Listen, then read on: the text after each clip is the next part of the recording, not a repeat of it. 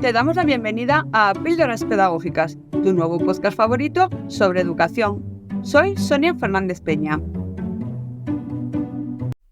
Hoy, en Recetas Educativas, exploramos la naturaleza del conflicto, destacando la importancia de la negociación y la mediación escolar.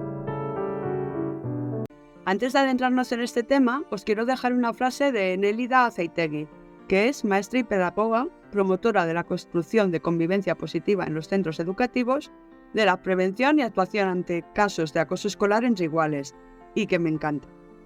Todo lo que se puede aprender, se puede enseñar. Entonces, ¿podemos aprender a convivir saludablemente con los demás? Por supuesto que sí. Y como educadores, ¿qué podemos poner de nuestra parte para crear una escuela con buena convivencia, una sociedad con buena convivencia? Pues es fundamental educar con el ejemplo. Nuestra conducta es esencial. Por muchas técnicas que usemos, por muchas actividades que hagamos, si no somos ejemplo de conducta, lo demás va a servir de poco. Y dicho esto, pues vamos a pasar ya a hablar del conflicto. El conflicto se produce cuando existe un enfrentamiento de los intereses o las necesidades de una persona con los de otra, con las de un grupo o contra la misma autoridad. Y hay que tener algunas cositas en cuenta ante el conflicto. La primera de ellas es que forma parte de la existencia de los humanos. A lo largo de la historia, los seres humanos han experimentado desacuerdos, tensiones, choques de intereses. Al final, la diversidad de pensamientos, valores y objetivos entre las personas contribuye a la presencia constante de conflictos en la sociedad. Otra cosita a tener en cuenta, cada etapa evolutiva conlleva conflictos. Desde el nacimiento hasta la vejez, las diferentes etapas de la vida están marcadas por cambios, por desafíos, por ajustes. Y estos cambios a menudo generan conflictos, ya que las personas deben adaptarse a nuevas circunstancias, a nuevos roles, a nuevas responsabilidades. Acordaros de cuando erais niños y pasáis a adolescentes. Nuevas responsabilidades, nuevos roles, nuevos cambios fisiológicos. Lo mismo cuando eres adulto y te llega la época de la jubilación, tienes que cambiar tu vida. Todo esto te puede traer conflictos. Otra cosa a tener en cuenta. Existen en todas nuestras áreas, no se limita a un ámbito específico. Más bien se manifiesta en diversas áreas de la vida, como por ejemplo relaciones personales, en el ámbito laboral, la política, la cultura y diferentes contextos. No hay una esfera de la vida humana que esté exenta de posibles desacuerdos o tensiones. Y una cosa muy importante, el conflicto no implica violencia. Es crucial comprender que el conflicto no siempre va a implicar una violencia física o una confrontación agresiva. Los desacuerdos y las diferencias de opinión son formas comunes de conflicto que pueden resolverse mediante el diálogo, mediante la negociación, mediante búsqueda de soluciones pacíficas. La gestión efectiva del conflicto puede conducir en realidad a resultados positivos y constructivos. A lo largo de la historia, el conflicto no se ha sabido gestionar. Al final ha provocado más frustraciones que soluciones. Se ha estereotipado como algo negativo y no se busca una solución. Por ejemplo, frases como no os peguéis, pediros disculpas y daros un abrazo. O otra frase típica, la de déjalo, si es una tontería. O te has enfadado sin motivo. Al final, este tipo de frases pueden dar la impresión de que se está minimizando el conflicto, ignorando las preocupaciones de las personas y subestimando sus emociones. En lugar de esto, es más efectivo adoptar un enfoque de escucha activa, de empatía, de búsqueda de soluciones que aborden las preocupaciones de todas las partes implicadas en el conflicto. Y es que las habilidades sociales y comunicativas son clave para la resolución de conflictos. Y de estas habilidades vamos a hablar en el próximo podcast porque me parece muy interesante dedicarlas su propio espacio. Y antes de seguir, creo que es importante diferenciar tres conceptos que muchísimas veces se confunden: el conflicto, la violencia y el bullying. El conflicto es una situación en la que dos o más partes tienen intereses, valores o necesidades incompatibles. Puede surgir de diferencias de opinión, competir por recursos o malentendidos. Además, los conflictos pueden ser positivos o negativos. Incluso en algunos casos pueden llevar a la mejoría de relaciones y a resolver problemas que se tenían del pasado. Un poco lo que ya habíamos dicho sobre el conflicto. Vamos a pasar a la violencia. La violencia sí implica hacer daño, sí implica el uso deliberado de la fuerza para dañar a otras personas, ya sea de forma física, verbal, psicológicamente. Puede ser impulsada por la ira, hostilidad, deseo de control. La violencia generalmente busca causar daño. Suele haber víctimas y agresores claramente identificables y además puede tener consecuencias muy graves y a menudo es destructiva, por no decir siempre. Y luego el bullying es un comportamiento repetitivo. Para que se llame bullying tiene que ser un comportamiento que se repite, que es constante y además que es negativo.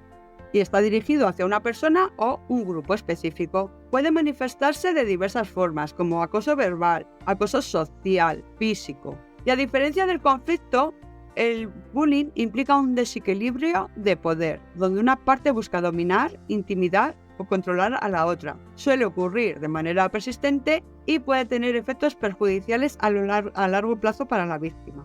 Vamos a resumir todo esto.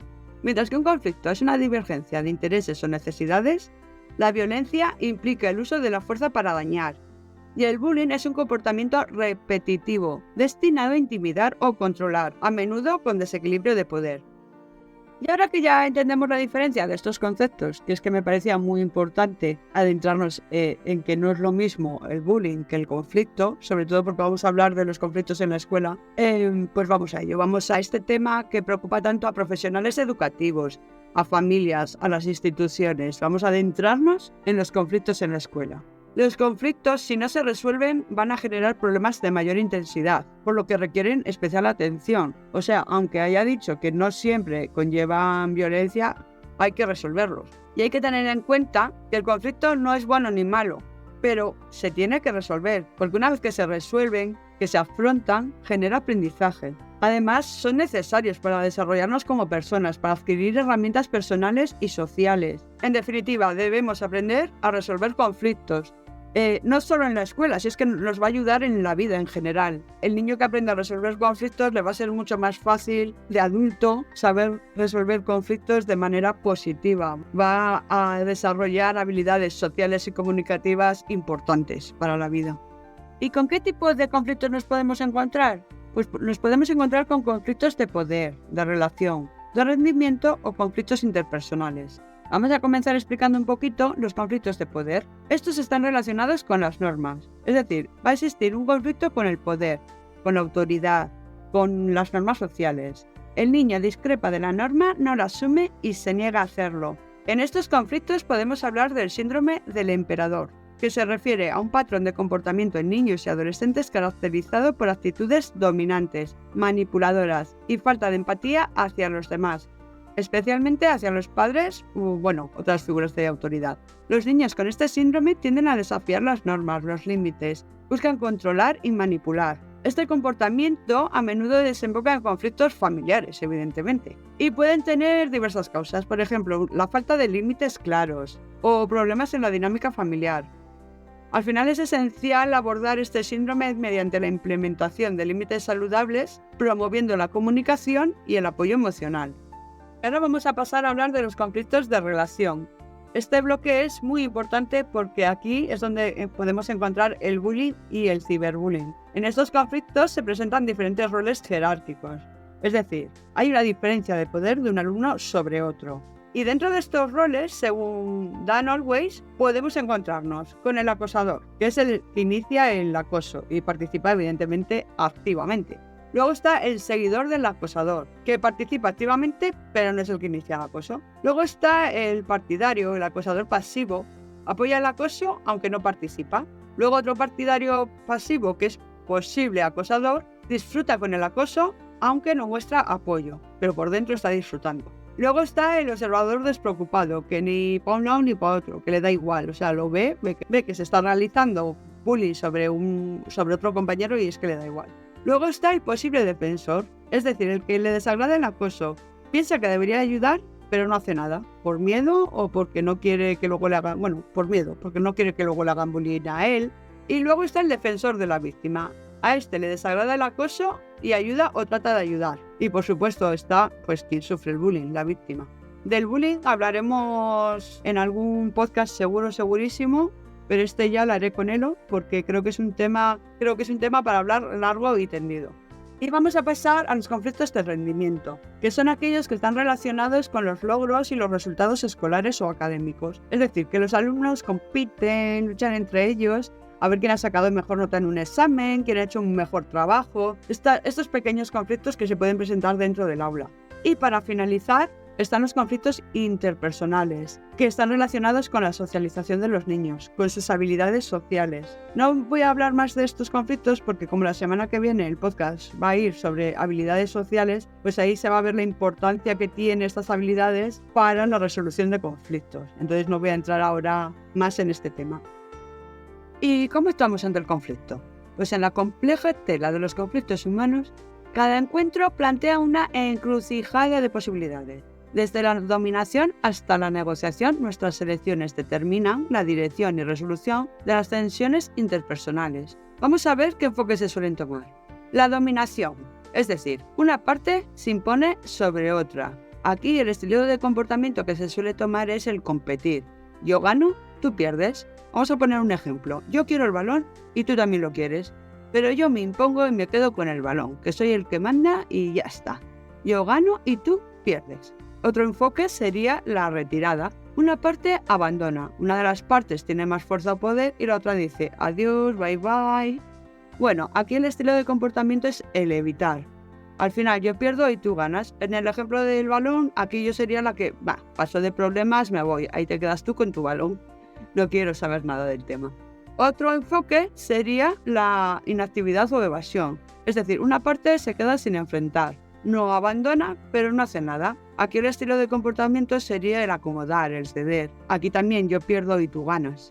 En el ejemplo del balón, aquí yo no voy a intentar quedarme con el balón, te lo cedo sin más. No me voy, me quedo mirando cómo juegas, pero paso del balón y paso de problemas. Luego estaría la negociación, que en realidad es la más adecuada para resolver conflictos. Está orientada a la solución a través de los implicados. El estilo de comportamiento sería el colaborar. Yo gano, pero tú también vas a ganar. Pero en el ejemplo del balón, pues podría ser, y si jugamos los dos juntos. Y luego está la intervención de terceros, que también sería el mismo estilo, el de colaborar, pero hay un mediador. El ejemplo más claro sería la mediación escolar. Y luego otro estilo de comportamiento sería el del comprometerse. Yo gano algo y pierdo algo, tú ganas algo y pierdes algo. En el ejemplo del balón, juegas tú con el balón 15 minutos y yo juego otros 15 minutos y así. Al final hay un tiempo que estamos perdiéndole porque lo que queremos es jugar al balón, pero bueno, sabemos que vamos a jugar también al balón durante un ratillo. Y para finalizar este tema, vamos a hablar de una gran estrategia para resolver conflictos en el aula de forma pacífica y dialogante, y es la mediación escolar, que ayuda a conseguir un clima más pacífico y cooperador. Además, la convivencia se convierte en un asunto participativo, porque vamos a implicar al alumnado en la resolución del conflicto.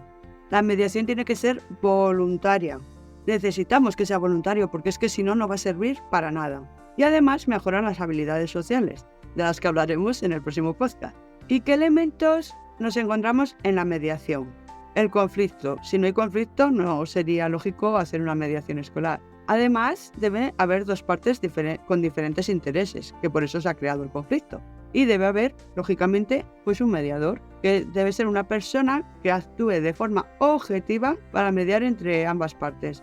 Es importante que el mediador sea objetivo, que no se ponga en una parte o en otra, porque entonces la mediación no va a salir bien. Además, en la mediación nos vamos a encontrar varias fases. La primera fase. Antes de comenzar la mediación en sí, es crucial explicarle a los estudiantes en qué consiste la mediación y enfatizar que es voluntaria. Además, es importante poner unas normas, como por ejemplo que tienen que guardar el turno de palabra, que no pueden gritar, que no se pueden faltar el respeto. Bueno, pues estas normas lógicas que estaría también bien tenerlas escritas y en un papel y que estén ahí presentes. Bueno, pasemos a la segunda fase. Cada parte explica el conflicto. Los mediadores deben escuchar activamente a los estudiantes involucrados. Es esencial que el mediador formule preguntas abiertas y parafrasee lo discutido para expresar desde otra perspectiva el tipo de conflicto. Luego, en la tercera parte, se van a identificar los intereses. El mediador debe fomentar que los estudiantes se pongan en el lugar de otro. Así, si logran cambiar de perspectiva, podrán percibir nuevamente su situación. Aquí se definen los aspectos más relevantes del conflicto. Y la cuarta fase, que creo que es fundamental y que sin esta fase todo lo que hemos hecho anteriormente no valdría, y es llegar a acuerdos. Es decir, se van a generar opciones a partir del conflicto. Llega el momento de presentar todas las ideas surgidas durante la mediación y después proponerles que elijan aquellas que mejor favorezcan a ambas partes. Y estaría muy bien que ese acuerdo se firmara, quedara escrito y se firmara para luego ir viendo si se cumple o no se cumple. Pero de esto os voy a dejar un vídeo en la descripción del podcast para que veáis en la práctica cómo se lleva a cabo. Es un vídeo de un caso de mediación escolar en primaria. Y dicho todo esto, hay que decir que la mediación escolar tiene unos beneficios. ¿Por qué? Porque genera un espacio de diálogo, da voz a los afectados, resuelve los conflictos, previene el bullying, este tema tan preocupante en las escuelas, y mejora la convivencia. Ahora, ya sabes que el conflicto es una constante en la experiencia humana, desde su presencia histórica hasta su manifestación en diversas áreas de nuestras vidas. Hemos resaltado la importancia de optar por enfoques constructivos, como la negociación, y diferenciar entre conflicto, violencia y bullying. En el ámbito escolar, reconocemos el valor de abordar los conflictos de manera efectiva, identificando tipos de conflicto y estrategias de actuación. La mediación escolar emerge como una herramienta esencial para cultivar un entorno pacífico y cooperativo en las aulas. Y como siempre, si te ha gustado, dale al like, comparte y te esperamos en próximos episodios en Píldoras Pedagógicas, el podcast que enciende la chispa perdida de la educación. Gracias por acompañarnos en nuestras recetas educativas. Sigamos trabajando juntos por una educación que inspire y transforme vidas. Hasta la semana que viene.